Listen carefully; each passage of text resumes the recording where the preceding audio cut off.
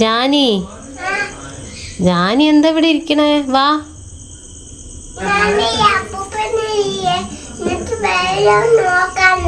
അപ്പൂപ്പനോ? അപ്പൂപ്പ ഇങ്ങോട്ട് വരുന്നുണ്ട്. ഇപ്പൊ വരേ?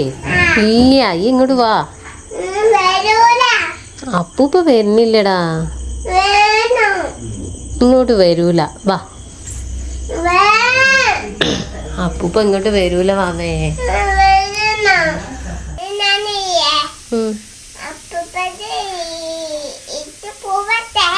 അപ്പൂപ്പന്റെ അടുത്തോ? അപ്പൂപ്പ ഇവിടെ ഒന്നും ഇല്ലല്ലോ. റോഡിലോ? റോട്ടിക്ക് പോവേ? രാത്രിയോ? സൗണ്ട് കേക്കണ്ട്. അപ്പൂപ്പ ഇങ്ങോട്ട് വരില്ലടാ. ഏ? സമ്മാനോ? ആ, നായ്ക്കുട്ടീനെയോ? എന്തിനു നായ്ക്കുട്ടീനെ? ഭാവിക്ക് നായ്ക്കുട്ടീനെ കൊണ്ടുവരും അപ്പൂപ്പൻ.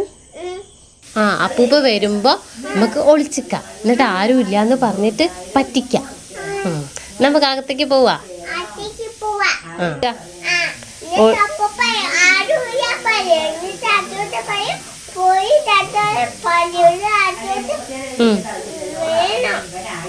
ഈ ഒരു കാത്തിരിപ്പിന് കുറച്ച് കൂടുതൽ കാലത്തെ പഴക്കമുണ്ട് കേട്ടോ. കാരണം എന്താണെന്നറിയോ? എൻ്റെ കുട്ടിക്കാലത്ത് അപ്പൂപ്പൻ്റെ സൗണ്ട് ദൂരത്തുനിന്ന് കേൾക്കുമ്പോഴേ ഞാൻ കൊലാഴീൻ്റെ സ്റ്റെപ്പിൽ കാത്തിരിക്കും. പക്ഷെ ഞങ്ങളുടെ വീട് കുറച്ച് ഉള്ളിലോട്ടുള്ളൊരു വീടായിരുന്നു. വഴിയും ചെറിയൊരു വഴിയായിരുന്നു. അതുകൊണ്ട് തന്നെ ഒരു അപ്പൂപ്പന്മാരും അങ്ങോട്ട് വരാറില്ല. അങ്ങനെ കാത്തിരുന്ന് കണ്ണുകളെ ഉറക്കം മറയ്ക്കും. പിറ്റേ ദിവസം രാവിലെ എണീറ്റ് കഴിഞ്ഞാൽ ആദ്യം തന്നെ അമ്മയോട് ചോദിക്കുന്നത് അപ്പൂപ്പൻ വന്നിരുന്നോ എന്നാണ്. അപ്പോൾ അമ്മ പറയും, ഈ ഉറങ്ങിപ്പോയോണ്ടല്ലേ കാണാഞ്ഞെന്ന്. അന്ന് ആ ഉറക്കത്തെ ഞാൻ ശപിച്ചിട്ടുണ്ട്. പിറ്റേ ദിവസം ഫ്രണ്ട്സുമായിട്ട് സംസാരിക്കുമ്പോൾ അവർ അപ്പൂപ്പൻ വന്ന കഥകളും മിഠായി തന്നതൊക്കെ പറയുമ്പോൾ ഞാൻ ഉറങ്ങിപ്പോയോണ്ടല്ലേ എനിക്കൊന്നും കാണാൻ പറ്റാഞ്ഞെന്നുള്ള സങ്കടമാണ് ഉണ്ടാവാറുള്ളത്. ഇന്ന് എൻ്റെ മോളും കാത്തിരിക്കുമ്പോൾ എനിക്കതൊരു തമാശയായിട്ട് തള്ളിക്കളയാൻ തോന്നണില്ല.